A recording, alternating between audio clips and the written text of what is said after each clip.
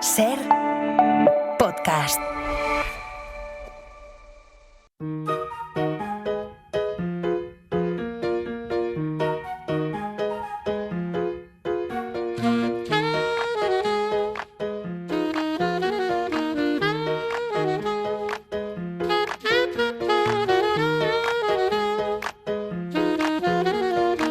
Coordenada 25, con Aimar Bretos.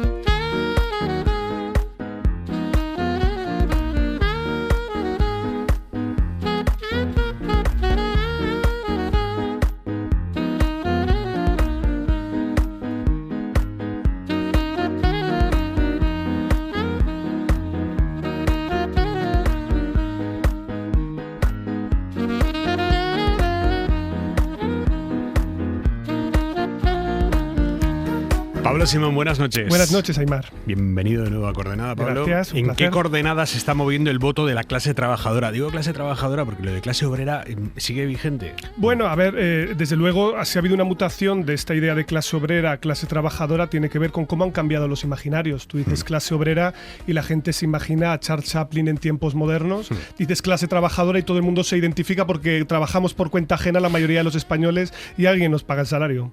Vox está rascando ya voto donde antes no lo hacía. Ha tocado, casi como un inicio, un titular. ¿Ha tocado techo ya Vox en los barrios pijos? Bueno, está empezando a conquistar otras zonas de callejera. Ya sabes que el techo es el 100% y el suelo es el 0, o sea que potencial de crecimiento siempre hay. Tal vez la novedad sea que como Vox ha pasado de ser un partido eminentemente antiprusés a un partido eminentemente antiinmigración, y esto lo vemos también en la evolución de su discurso, lo que vemos es que le comenzaron votando las clases más acomodadas y la gente con más renta, y ahora lo que vemos es que la gente de renta baja, que antes votaba a PP o se abstenía, está empezando a votar por Vox. Esta tal vez sea la novedad que estamos empezando a ver ahora y también explica por qué el bloque de la derecha se está ensanchando ¿Qué tanto. opinas de esa reflexión? En fin, que se lo escuchaba gente muy lista, que dice, no hay más tonto que un obrero que vota a la derecha. Bueno, pues tan listos no serán porque hay algo evidente, ¿no? Y es que no hay identidades prepolíticas, no hay un interés fijado sobre lo que uno es y eso se traduce directamente en lo que uno vota. Esto no es así, sino que se lo digan a Kamala Harris, ¿no? Con el voto latino. La gente se piensa que los votos son de la propiedad de alguien, no en absoluto. Y de hecho, y lo más importante es que la gente es muchas cosas a la vez. Es que un trabajador puede ser católico y puede ser mujer y puede ser heterosexual, todo a la vez. ¿Cuál es la identidad que prevalece en cada una de esas circunstancias? Es pura política. Es decir, decidir cuál es el vector de una elección depende de la contienda electoral, de qué activan los partidos en un momento determinado. Venga, vamos a meternos ya al fondo del asunto. ¿Qué pasa con el voto de la clase trabajadora en España? Vamos a empezar por definir la clase social. Esto es muy importante. ¿Qué es clase social? ¿Qué define que yo pertenezca a una clase o a otra? Porque hay mucho de percepción que tiene uno de sí mismo, ¿no? A ver, yo creo que es importante distinguir dos baterías de aproximaciones. La primera es la percepción subjetiva. Esto le preguntamos a la gente, ¿tú qué te sientes? Y entonces tú, yo y Ana Patricia Botín se colocan como clase media y se acabó la discusión, ¿no? Esto ocurre muchas veces. Y luego está la aproximación que tiene la mayoría de los sociólogos, que es, en vez de preguntarle a la gente, es simplemente ver su estructura ocupacional, es decir, ¿dónde estás trabajando? Y eso ya nos puede dar pistas sobre cómo eso luego se traduce en tus valores. ¿Qué es lo que pasa? O sea, que la clase social no es cómo se siente uno. Bueno, sí lo es y no lo es. Vale. Es decir, lo que uno percibe tiene relevancia política, pero la mejor manera y la más limpia de aproximarse a esto, la más objetivable, es simplemente ver dónde estás trabajando. Y ahí es donde viene la disputa. Los sociólogos clásicos, desde la Segunda Guerra Mundial para aquí, básicamente lo que hacían era meter en la coctelera ocupación, educación, personas a cargo, ¿vale? Era la matriz weberiana clásica y te salían 5 más o menos clases sociales, ¿no? Directivos, servicios, clases medias y luego lo que llamábamos trabajadores de cuello azul, que es lo que podríamos decir son los obreros tradicionales, algunos cualificados y otros no cualificados. A partir de los años 80-90 nuestras sociedades se terciarizan. Hoy los obreros han cambiado. Es más, hoy los obreros están en el sudeste asiático, si me permites la provocación. Ni siquiera están hoy en Occidente en la misma proporción. Y esto hace que las nuevas ocupaciones o aproximaciones a la clase social consideren no solo esos vectores, ¿no? Educación, personas a cargo, tipo de sector, sino también el tipo de trabajo que desempeñas, que es lo más interesante de todo. En función de si tú tienes, por ejemplo, un trabajo que empleas mecanismos rutinarios o, por ejemplo, que contactas con otras personas de cara al público, porque sabemos que eso moldea tus valores. Tú puedes tener una formación de grado medio y ser trabajador social y fontanero.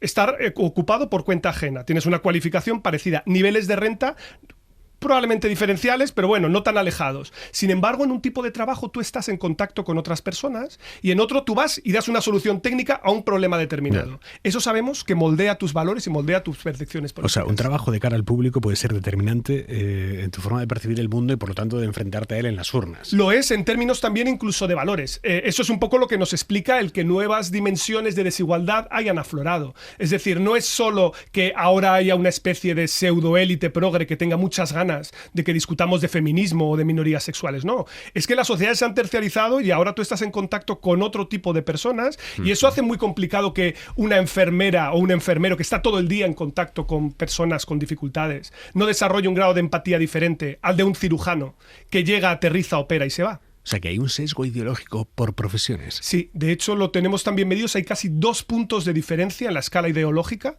en función de la profesión en la que estás. ¿En serio? Si yo ahora te digo, ¿tú cuál dirías que son las más de izquierdas en España y en general en el mundo? ¿Cuál es? Trabajador social. Entra artesanos, médicos, profesores de universidad. Quiero decir, no son cosas demasiado sorprendentes, porque si yo te dijera los que están más a la derecha, automáticamente pensarías en banqueros, directivos, etcétera. Pues fíjate, hay un diferencial de 2 puntos. Y esto lleva también a una discusión súper interesante, ¿no? Que es la clase ocupacional que tú desempeñas, la clase social. ¿Cómo se vincula eso con los valores? ¿Tú los seleccionas antes? ¿El trabajo que tú tienes condiciona tus valores o tus valores condicionan el trabajo? Esa es una pregunta interesantísima y probablemente las dos. Y te lo explico de una manera muy sencilla. El tipo de estudios universitarios o de formación que tú haces viene condicionada por tu socialización. Yo cuando llego a las aulas me encuentro, oh sorpresa, que los estudiantes de política y sociología están más a la izquierda que los estudiantes de derecho y política. ¿Quién lo iba a decir? Por lo que sea. Y luego esas personas van a un tipo de ocupaciones determinadas. Y por lo tanto, esto ya prefigura su orientación ideológica. Pero ahora míralo al revés. A ti, Aimar, estar en tu trabajo no te ha cambiado en términos de las relaciones que tienes y cómo ves el mundo. Completamente. Por desgracia, y digo por desgracia, nos pasamos 3/4 partes de nuestra vida trabajando. Por lo tanto, necesariamente el tipo de rutinas, la gente con la que tienes que lidiar, qué tipo de actividades desempeñas, también cambia progresivamente tus valores y tu visión ideológica del mundo. Háblame de la izquierda Brahman. Esto es un concepto que se inventó el economista Francis Piketty. Háblame de ello. Mira, pues la tesis que plantea Piketty en su libro es básicamente, y es economista, vaya esto por delante, por lo tanto lo voy a criticar, es la idea de que ha habido un realineamiento a nivel global que hace que las izquierdas, los votantes de izquierda en general, hoy estén más educados, mientras que los votantes de derecha se hayan extendido. Una parte de ellos se han ido hacia posiciones más mercantilistas, directivas, y otras más a las clases trabajadoras. Por lo tanto, él lo que dice es, la izquierda brahmin, es decir, brahman porque viene de los brahmanes, que son la casta en la India con mayor formación. Ahora son universitarios pijos, que como tienen otro tipo de problemáticas que tienen que ver con las cosas posmodernas, no se preocupan de la redistribución y por eso las clases obreras tradicionalmente les dan la espalda. Y ahora viene la crítica, porque evidentemente ha habido otros colegas politólogos que han entrado con el machete, Abu Chadi, Hicks, etcétera, que lo que dicen es, un momento, frena. Primero, esto no es así por una razón muy fácil de comprender, y es que no estás dividiendo dentro de la izquierda. Es decir, estás considerando que la izquierda es un todo homogéneo y no es verdad. Yeah. Mientras que esos brahmanes han girado más hacia partidos de izquierda alternativa, alianzas rojiverdes, partidos verdes, los que votan a partidos socialdemócratas clásicos siguen teniendo una preferencia alta por redistribución. Por lo tanto, a lo mejor la pregunta no es si han cambiado los electorados o han cambiado las élites. A lo mejor lo que ha cambiado es el mundo. Es decir, a lo mejor el problema que tiene ahora la izquierda es que las herramientas de las que antes disponía para redistribuir ya no son tan eficaces. ¿Cuál es la implicación de eso? Hace las políticas que puede hacer, las vistosas. Podemos darle la razón a Piketty en que hay una parte de la izquierda Brahman, que está más preocupada, por ejemplo, por el cambio climático que por las políticas de redistribución. Eso es. ¿Y eso es malo? No necesariamente. Es decir, lo que ha introducido es nuevos temas en la agenda que antes no estaban. Aquí la pregunta fundamental es, primero, esas clases trabajadoras están abandonando a los, digamos, partidos de izquierda tradicionales por esta cuestión que tiene que ver con la redistribución o por cuestiones culturales. Es decir, esa es una primera pregunta, porque esta es la crítica que tradicionalmente plantearían los que defienden las tesis rojipardas. Para que la gente nos entienda, los que dicen es, metan ustedes otra vez en el cajón todos estos nuevos derechos de mayo del 68, vuelvan a hablar de la clase obrera y podrán hacer que la derecha retroceda electoralmente porque esos trabajadores volverán a votar a la izquierda. De momento, empíricamente esto no lo hemos visto, o no en el grado con el que ellos ellos decían. No está pasando. Pero del otro lado, aquí es donde viene la cuestión clave para mí, que es que ha habido un cambio en las élites y en las preocupaciones que tienen, por supuesto. Pero, y esto es lo más importante, las desigualdades se han vuelto también más complicadas que antes. Claro. También. ¿El potencial que tiene el Estado hoy para redistribuir es más reducido? Sin duda. ¿Y esto qué efecto genera? Y de ahí es de donde viene la crítica. Que claro, ¿qué es lo que puede hacer fácilmente un partido de izquierdas en el poder? Fácilmente, sin demasiado coste. Políticas de derechos, políticas vistosas. Es más fácil aprobar una ley de paridad que redistribuir que toda la renta. acabar con la brecha salarial de género, porque las políticas son más sofisticadas, son más complejas. Y ahí es donde la incapacidad muchas veces del Estado ha dejado a la izquierda desarmada. ¿Quién es la izquierda Brahman en España? La izquierda Brahman está bastante bien equilibrada, ¿eh? Tenemos aquí desde la izquierda tradicional, el espacio a la izquierda del PSOE, hasta dentro de las élites socialistas tradicionales, hay mucha gente que podríamos ubicar en ese espectro. ¿La inmigración siempre activa el voto ultra?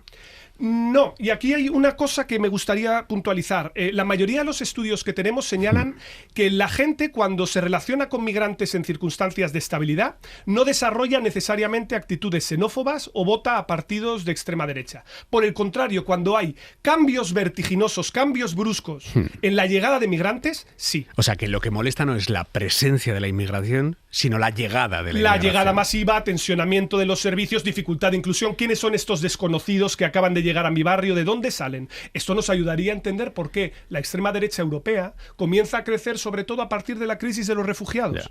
Y esto podría explicarnos también parte del crecimiento de Vox. O sea, pero la inmigración que ya tienes, esa no te molesta. Esa en un principio no crea un efecto directo. No, claro, porque ya te has relacionado, ya has establecido lazos. Si nosotros tuviéramos una posición en la que la migración fuese estable, desde Alport en los 60 lo sabemos, el roce hace el cariño.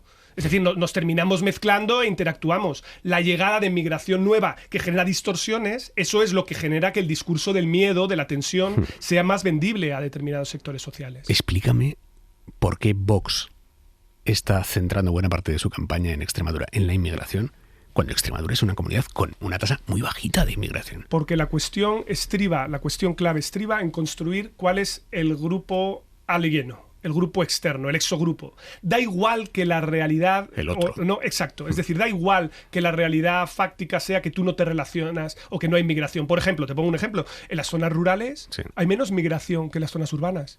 Y las zonas rurales votan más a Vox de lo que le hacen en las zonas urbanas. ¿Por qué? Porque da igual. Es decir, lo que penalizas es el cambio en esa percepción de homogeneidad cerrada que tienes en determinadas comunidades. Y por eso da exactamente lo mismo. Y por eso Vox tira de marca y habla de migración, aunque no exista tal dinámica en Extremadura. Justamente porque sabemos que los migrantes allí no van, sino que van a donde hay nichos de empleo. Se está tocando una tecla que es la del chauvinismo del estado del bienestar, que es las ayudas para los de aquí. Así es. Los servicios primero para los de aquí. O sea, no hablamos de cómo crecer para financiar los servicios para todos los que estamos de aquí, seamos de aquí o vivamos aquí. No, es como repartimos lo que hay, ¿no? Sí, y yo creo que esto es muy interesante teórica y empíricamente. Teóricamente por una razón. Las ideologías de la Ilustración que defendían la libertad, la igualdad y la fraternidad tienen un pequeño problema, que no dicen libertad, igualdad y fraternidad ¿para quién? Es decir, ¿cuál es la comunidad de solidaridad? ¿Quién tiene que ser libre? ¿Quiénes son iguales? Lo implícito que llevaba la Revolución Francesa es que era para los franceses, ¿no? Que eran los de allí. Por tanto, aquí hay un primer problema que es ¿cómo llenas esa comunidad política de manera efectiva? Y segunda cuestión de carácter empírico, que es llevamos un montón de tiempo de recortes en los estados de bienestar. Estamos en una dinámica que evidentemente se ha perfilado como de suma cero. Es decir, es más creíble decir que vas a darme más a mí a costa de otro que decir que vamos a generar crecimiento para todos. No os preocupéis, abriremos nuevos centros de salud y no habrá problema porque los nuevos llegados también tendrán acceso a la sanidad universal. Claro, entonces tú vas a alguien de una zona rural, periférica o de su barrio y dice, mis servicios públicos están tensionados, cada vez tengo menos doctores, se están cerrando clínicas. No resulta creíble. Por lo tanto, ¿qué es lo que termina calando? La idea de la competencia por los recursos escasos. Y es justamente ahí donde Vox y los partidos de derecha radical activan la pulsión de que tú tienes que ser solidario con los tuyos. ¿Y quiénes son los tuyos? Yo te lo voy a decir. Esa es la cuestión clave. Ellos son los que delimitan cómo se es correctamente francés, español, italiano, alemán. ¿Ya le gustaría a Vox tener los niveles de apoyo que tiene, por ejemplo, la extrema derecha en Francia, o que lo tiene en Italia con Meloni o Salvini? Nos está escuchando Guillermo Fernández Vázquez. Buenas noches, Guillermo. Hola, buenas noches. Hoy hacemos un doblete de profesores de Ciencia Política de la Carlos III de Madrid. Guillermo además ha publicado ¿Qué hacer con la extrema derecha en Europa? Lo ha publicado con Lengua de Trapo. Guillermo, ¿Vox está siguiendo una hoja de ruta que le permita alcanzar niveles de apoyo como los que tienen sus socios europeos, que son sustancialmente mayores, por ahora al menos? Sí, lo que parece claro es que Vox en el último año, en realidad, desde que rompe los gobiernos regionales, ¿no?, con el Partido Popular, ha hecho de la antiinmigración el eje de su estrategia, ¿no? Hasta ahora, Vox era fundamentalmente un partido nacionalista español, pero su enemigo, su otro, como decía antes Pablo, el adversario era el nacionalismo catalán, el separatismo, digamos un enemigo interno, ¿no? Y ahora parece que ha girado en la línea que no solo la extrema derecha europea, sino también la norteamericana, ¿no?, está en la misma línea, diciendo, bueno, nuestros enemigos, mi eje fundamental es la oposición a la inmigración, ¿no?, y la inmigración fundamentalmente musulmana. Creo que en eso sí que hay un cambio notable.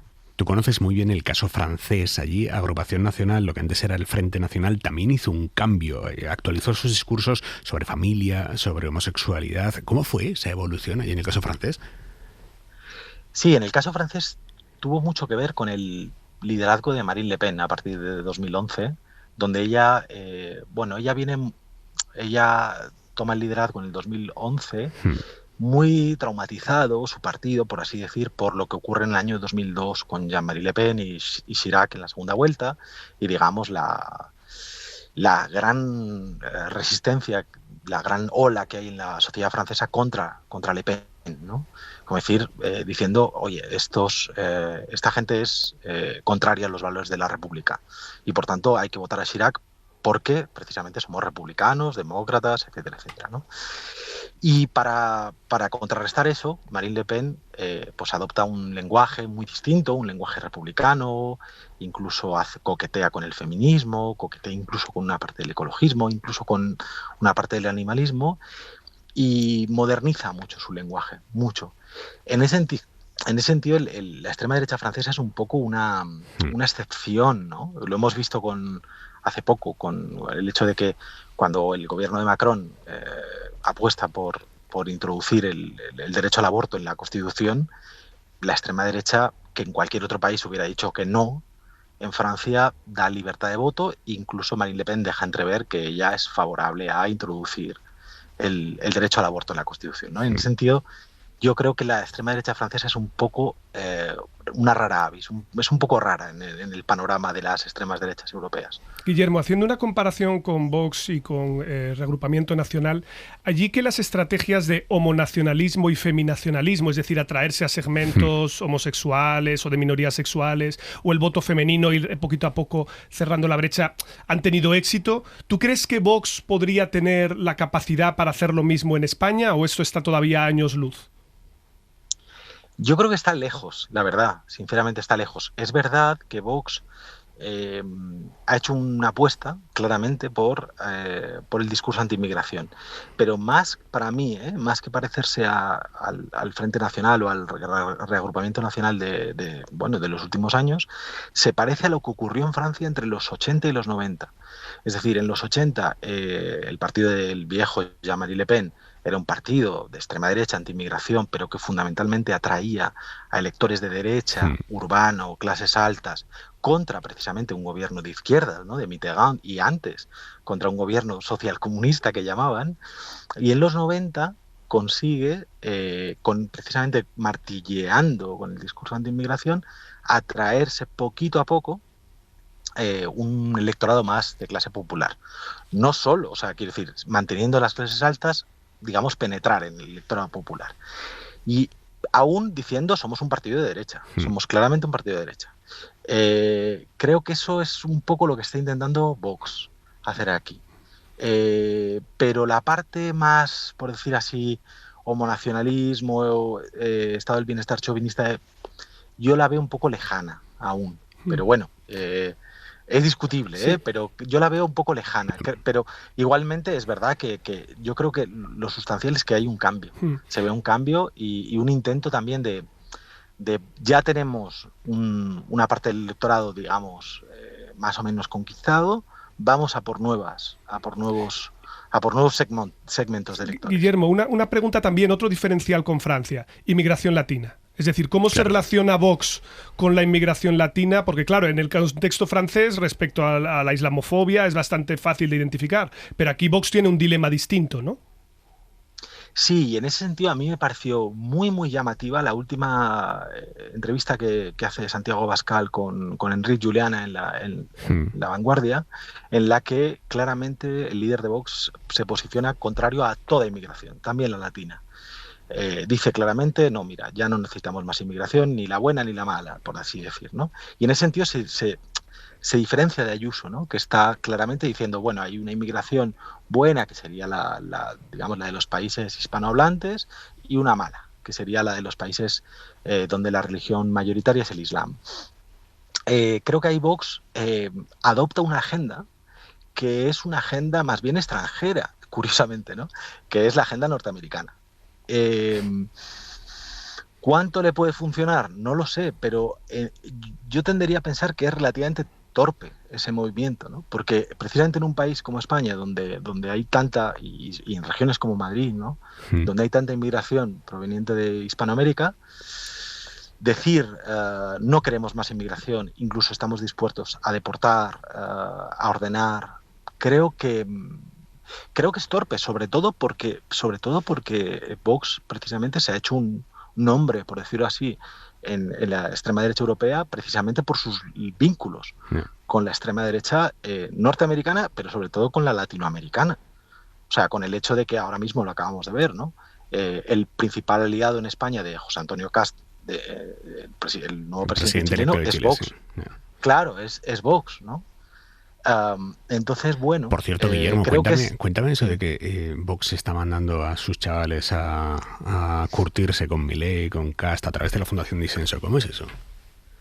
Claro, ahí yo creo que una idea que eso sí me parece que ha sido que es importante del mundo de Vox, digamos, del mundo amplio de Vox, incluyendo la Fundación Disenso, es que hace mucha apuesta por lo que ellos llaman disputa cultural o guerra ideológica, y tiene unas becas, un programa de liderazgo para formar a jóvenes, fundamentalmente atrayendo a jóvenes de Latinoamérica. Los becan, los forman, y después esa gente se convierte en asesores de Milei, de Cast, etcétera, etcétera, ¿no? En Perú también. Y claro, luego resulta que Milei se hace presidente de Argentina o Cast de Chile, y Vox tiene no solo una relación directa, sino casi, y no solo una influencia, sino casi hay gente como que le debe algo, que le debe algo a Vox. Y por eso, por ejemplo, es curioso esas guerras, ¿no? Dentro del mundo de la derecha, como la Fundación Disenso se ríe en cierto modo de FAES, ¿no? Diciendo, mira, de todos esos gobiernos de derecha en Latinoamérica, incluso en Estados Unidos, yo soy el principal interlocutor, y no FAES, ¿no? Y como diciendo, y eso hace arrabiar al mundo de José María Aznar, pero no tiene nada que hacer. Por ahí hemos ganado, ¿no? Guillermo Fernández Vázquez, mil gracias. Buenas noches. Muchas gracias a vosotros. Guillermo. A ver, Simón, por cerrar, está claro que no recibir lo que crees que mereces es un motor para la desafección política, es un motor en la vida personal y también en las preferencias políticas. Estamos viendo que la extrema derecha entra ahí y consigue barrer. ¿Qué está haciendo la izquierda o qué debería hacer la izquierda para intentar recuperar a esa gente? Pues yo creo que hay dos pilares que son fundamentales para la izquierda y hasta cierto punto para el sostenimiento de la democracia. La primera es la eficacia. Esta es una dimensión que se ha olvidado totalmente, y lo que dicen hoy los sistemas autoritarios y también hasta cierto punto los que le escuchan en nuestras sociedades es que no tenemos capacidad para generar crecimiento y redistribución. Entonces el primer elemento, lo primero que tendría que tener la izquierda en el punto de mira es: necesitamos un Estado que funcione. Si el Estado no funciona, no puede redistribuir, no puede ser eficaz, no puede generar crecimiento. Y segundo elemento, y esto es fundamental, comunidad. si tú no eres capaz de construir comunidades de solidaridad, que por lo tanto busquen el mínimo común denominador de un montón de colectivos diferentes, heterogéneos, con muchas demandas, pero que se pueden articular detrás de una bandera tan sencilla como la dignidad, seguirás perdiendo caudal político. Y eso pasa por reconstruir nuevas categorías y reconstruir también nuevas alianzas. Simón, gracias. Gracias a ti, Aimar. Para no perderte ningún episodio, síguenos en la aplicación o la web de la SER, Podium Podcast o tu plataforma de audio favorita.